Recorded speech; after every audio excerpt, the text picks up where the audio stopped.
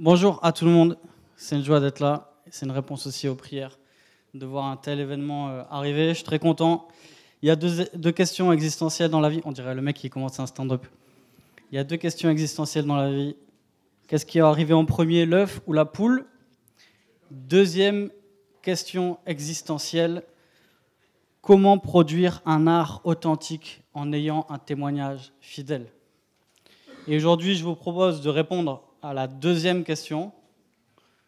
Si vous avez loupé le talk de la première question, c'est dommage. Et en fait, c'est vrai que peut-être vous arrivez ici et vous avez cette même impression que la qualité de l'art est inversement proportionnelle à la qualité du témoignage. En gros, si on devait faire une courbe dans la tête des gens, ça ressemble à ça. Plus ton témoignage est bon, plus ton art est mauvais, et inversement. Dans la tête de beaucoup de gens, c'est ça. Mais ce n'est pas l'avis de tout le monde. C'est sûrement pas notre avis ici, à Majestar, et c'est sûrement pas aussi l'avis d'un gars dont je vais vous parler, un philosophe chrétien de l'art qui s'appelle Calvin Servelde. Ce brave Calvin Servelde, il a écrit plusieurs bouquins sur l'art. Si vous voulez un peu creuser, j'ai écrit un article dans le magazine. Et j'aimerais aujourd'hui, dans les quelques minutes qu'on a ensemble, explorer plusieurs pistes qui vont nous aider, je pense, à poser quelques balises pour réfléchir justement à comment produire un art authentique en ayant un témoignage fidèle. Et en fait, cette question, elle en pose deux vraiment. La première, c'est comment définir un art authentique? Et ensuite, qu'est-ce qu'un témoignage fidèle pour un artiste? On va s'atteler d'abord à la première question, comment définir un art authentique? Et dans la question de la définition de l'art, dans l'histoire de l'art, on a proposé plusieurs solutions. Si vous voulez en savoir plus, vous posez la question à Jean-Georges. Il vous fera un résumé en 20 minutes, c'est excellent. Et en fait, souvent, il y a deux grandes tendances. On essaie de définir l'art par son essence, et on essaie de définir la caractéristique essentielle de l'art. Et on dit, voilà, l'art, c'est la chose qui correspond à ça, ou qui a cet ingrédient-là. C'est l'ingrédient qui fait qu'une production devient une œuvre artistique. Le deuxième axe qu'on peut avoir, c'est la question de la fonction. Une œuvre devrait produire une certaine fonction. L'art doit accomplir quelque chose. Et pendant longtemps, et encore aujourd'hui, beaucoup définissent l'ingrédient principal de l'œuvre d'art par la question de la beauté. Alors Servelde, il est un peu taquin, il dit la beauté, non, c'est pas ça. D'ailleurs, ce sera le sujet d'un travail cette année. Désolé Jean-Georges, il n'a pas envie de parler de l'art, Calvin Servelde. Par contre, il va parler d'un concept avec un mot qu'il a inventé qui s'appelle l'allusivité. Cherchez pas dans le dictionnaire, vous ne trouverez jamais ce mot. C'est un mot qu'il a inventé.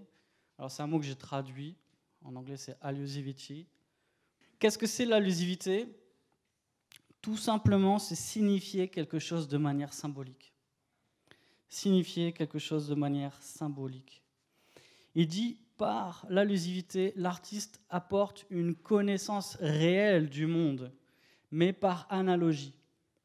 C'est comme si il reflétait le monde, mais un peu de biais, pas de face. Il dit par exemple, une peinture ne va pas correspondre forcément à la réalité, mais elle va donner une représentation de la perception de l'artiste. En fait, Calvin Servelde va dire, cette peinture donne du sens parce qu'elle fait allusion à des choses. Et du coup, il définit l'art comme une métaphore visuelle. Une métaphore visuelle. En fait, l'œuvre d'art, dit-il, devient une espèce de parabole. Du coup, ça a un peu fait écho à ce que disait Michel, qui se considère comme un auteur et qui considère la photo comme de la poésie. Calvin Servelde, il dit que l'artiste interprète le réel et nous rend attentifs à ce qui, sans lui, passerait inaperçu. Et encore, ça fait écho, c'est marrant, on n'a pas préparé du tout ensemble, mais à ce que disait Mitch, c'est que l'artiste nous rend attentifs, il rend visible une réalité invisible. Et c'est ça, pour Calvin Servelde, qui définit ce qu'est l'art. Et du coup, l'artiste dit quelque chose du monde. Il ne cherche pas simplement à faire une reproduction, mais il nous invite à regarder le monde autrement par son prisme. Là, s'il y avait un petit défi pour placer prisme, j'aurais gagné. Et en fait, il nous donne un exemple, il dit, regardez, c'est la différence entre une représentation satellite, une image satellite d'un orage qu'on peut tirer d'un bulletin météo, et la représentation, par exemple, par une peinture. Donc ici, c'est une peinture de Turner, un artiste que j'aime beaucoup. Et il dit, l'allusivité, c'est ce qui permet à Turner de rendre visible cet orage, alors qu'il présente du sens par une métaphore visuelle. Pour Seerveld, toute la vie de l'artiste, mais la vie de tous les hommes en fait, est une réponse à la révélation de Dieu. Parce qu'il a été créé par Dieu et pour Dieu, tout ce que fait l'homme est adoration. L'homme est un adorateur en puissance. Et on peut dire que tout ce qu'on produit a pour vocation d'adorer. Toute pratique artistique sera comme une louange soit à Dieu, soit à une idole. Et Seerveld explique, l'art est l'expression qui signifie de manière symbolique ce qu'il y a dans le cœur d'un homme, sa manière de voir le monde et ce qu'il adore. L'art révèle quel est le culte de l'artiste, parce que l'art est une offrande consacrée, une tentative non dogmatique, mais terriblement émouvante, d'apporter honneur, gloire et puissance à quelque chose. Ce qui veut dire quoi? Ce qui veut dire que quand tu produis, tu es en train de révéler ce qu'il y a dans ton cœur. Toute production artistique révèle la vision du monde de celui qui l'a produit. Alors, petite parenthèse, on devrait pouvoir percevoir la vision du monde d'un artiste dans sa création, mais il faut faire attention. On ne perçoit pas forcément la vision du monde d'un artiste dans une œuvre. C'est en prenant un peu de recul et en voyant l'ensemble de ce qu'il produit, et même toute sa vie, que l'on discerne la vision du monde. Francis Schaeffer, un philosophe chrétien qui a aussi beaucoup réfléchi sur l'art, qui disait que c'était la vie de l'artiste qui est son œuvre. Ça, c'est quelque chose qu'on a entendu beaucoup ce matin entre Michel, entre Antonin. C'est toute la vie d'artiste qui est son œuvre, mais ça, j'en parle pas, j'ai pas le temps. Vous vous rappelez, on a dit toute la vie pour Seerveld est une réponse à la révélation de Dieu, et du coup, toute activité culturelle dit quelque chose du monde dans lequel nous vivons, dans lequel l'artiste vit. Alors on peut se poser la question, alors à quoi devrait ressembler un art produit par un chrétien? Est-ce qu'on peut parler d'art chrétien? En fait, c'était une question rhétorique, je vais vous donner la réponse. Il y a deux extrêmes. Et comme souvent, quand on navigue avec des questions un peu polarisées, comme ça, il faut assez vite écarter les deux extrêmes parce que ça ne nous aide pas trop et souvent les extrêmes reflètent des visions qui sont erronées. Premier extrême serait ceux qui disent oui, il faut faire un art chrétien. Et le plus souvent, c'est ceux qui mettent la barre très haut en termes de témoignages et qui relèguent au second plan la qualité artistique. Ça, c'est un des extrêmes, vous savez, de la courbe qu'on a vue tout à l'heure. À l'autre extrême, il y a ceux qui ne veulent pas du tout parler d'art chrétien. Ils disent, en fait, parler d'art chrétien, c'est un peu comme parler de plomberie chrétienne. Il n'y a pas vraiment de plomberie chrétienne. Donc l'art chrétien, c'est un peu comme la plomberie chrétienne. Ça n'existe pas. Et eux, en général, ils mettent en avant la qualité artistique, l'excellence artistique, etc. Et en fait, je pense qu'on doit écarter les deux extrêmes. Je pense qu'on doit éviter de penser que l'art doit servir absolument à porter un message d'évangélisation, que c'est sa fonction principale, ou même ce qui devrait définir l'art produit par un chrétien. Ça, on peut l'écarter assez vite. Et écarter, de l'autre côté, le fait de considérer qu'on ne peut pas produire un art chrétien. Mais du coup, qu'est-ce que ça veut dire? Et Seerveld, il dit, attention, un art chrétien, ça ne veut pas juste dire que l'art est chrétien parce que l'artiste est chrétien. Ou alors qu'il va le saupoudrer comme ça de chrétienté et que son art va devenir chrétien. Il dit aussi, attention, il ne faut pas confondre art et évangélisation. Il faut résister à la tentation de devenir partisan ou de faire de la propagande. Et même, il va plus loin, il disait, attention, en rendant explicite le message plutôt qu'implicite, on est en train de détruire le caractère d'allusivité, qui pour lui constitue la caractéristique principale de l'art. Donc en gros, dès que l'art devient de la propagande, ça n'est plus de l'art pour lui. Pourquoi ? Parce qu'on a enlevé justement ce caractère allusif, cette métaphore visuelle dont il parle.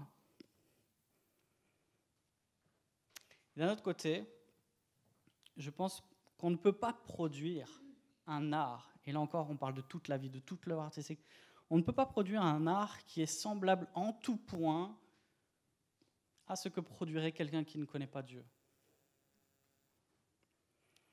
Juste en disant, mais je le fais pour Jésus. Juste en le saupoudrant d'un petit peu de chrétienté. Il y a quelqu'un qui dit, quand on devient chrétien, on n'ajoute pas la grâce à ce qu'on fait, on laisse la grâce transformer ce que l'on fait. Et là, une petite parenthèse rapide pour dire, attention, en vertu de la grâce commune, des non-chrétiens peuvent produire un art de qualité et même refléter quelques aspects de la vérité. Je cite Jean Calvin rapidement. Il fallait citer Jean Calvin. Lorsque nous discernons chez les écrivains païens une admirable lumière de vérité, nous sommes exhortés à reconnaître que la nature humaine, bien que déchue de sa perfection et très corrompue, est cependant comblée de nombreux dons de Dieu. Et du coup, on doit se demander, alors c'est quoi qui fait un art chrétien, fondamentalement chrétien ? C'est quoi ses particularités ? Et ça, on répond à la deuxième question.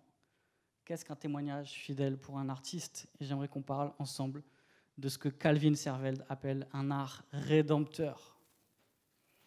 Et pour Servelde, je le répète, l'allusivité, c'est la caractéristique principale de l'œuvre d'art, n'importe quel art, chrétien ou pas.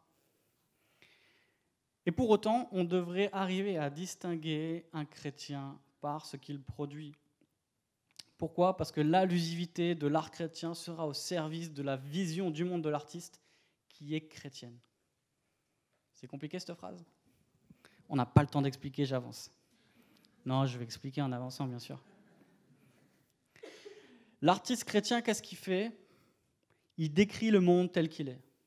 Et ça veut dire quoi ? Ça veut dire qu'il montre la laideur du péché, la beauté de la grâce de Dieu.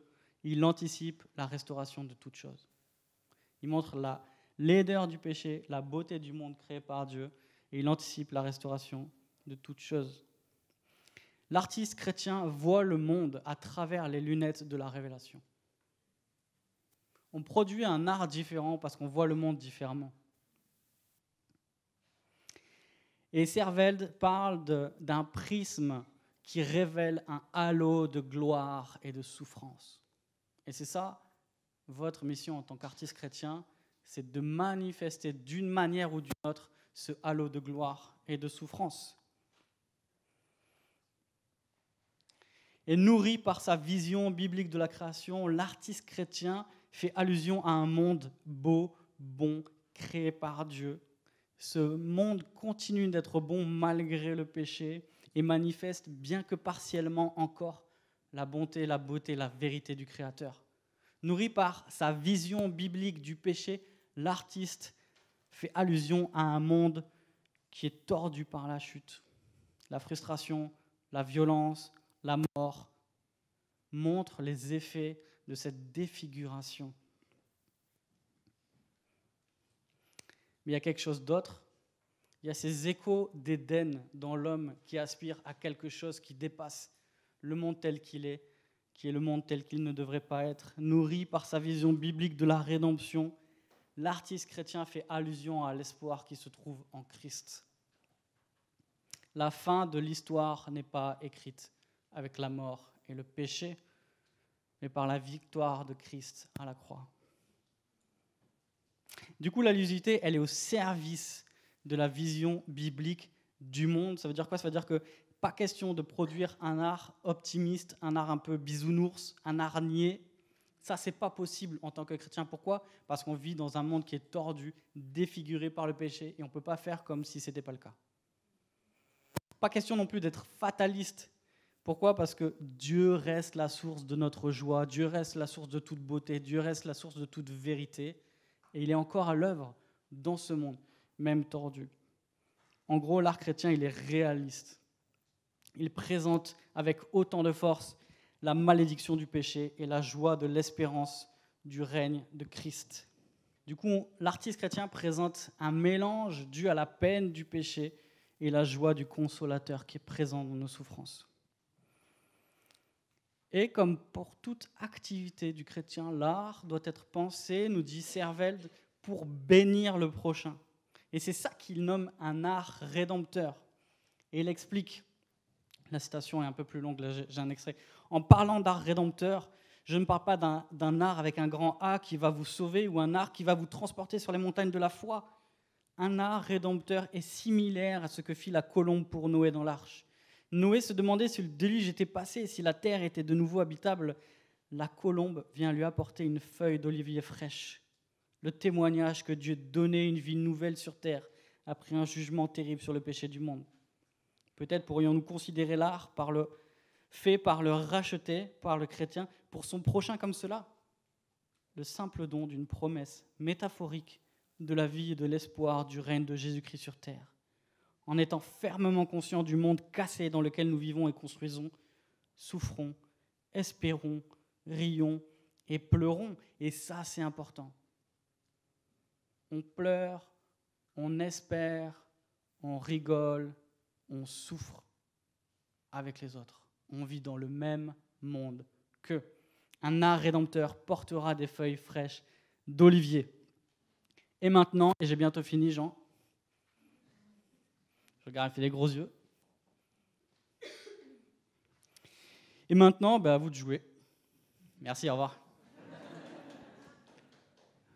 J'ai pas fini.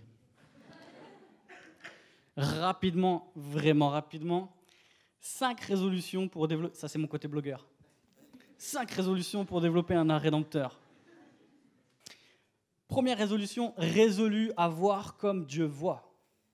J'ai parlé de vision du monde. Pourquoi ? Parce que notre vision du monde, c'est à la fois ce qui nous nourrit, c'est ce qui nous aide à voir le monde comme Dieu le voit, mais aussi c'est ce qui nous aide à faire un art qui est authentique. Pourquoi ? Parce qu'il rend compte de ce monde qui est beau, mais tordu et qui attend la libération.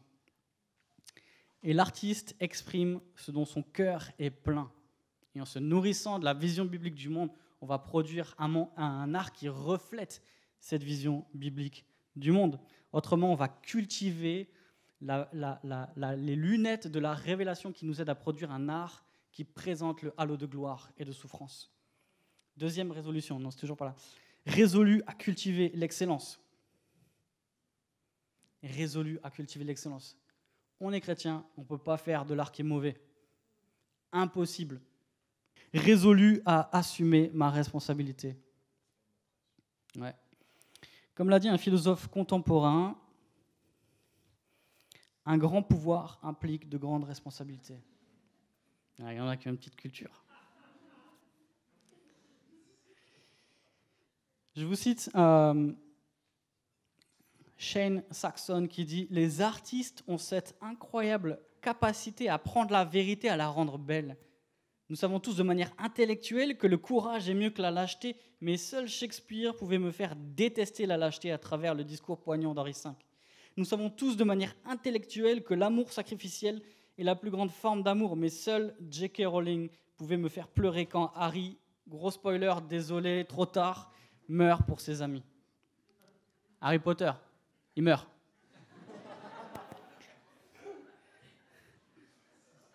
Sorry. Quatrième, résolu à dire la vérité sur le monde. Un autre philosophe contemporain, Dr House, a dit « Tout le monde ment. Tout le monde ment. » Et c'est vrai, tout le monde ment. On embellit toujours la vérité. On ne parle pas de ce qui ne va pas. On redresse un peu ce qui est tordu.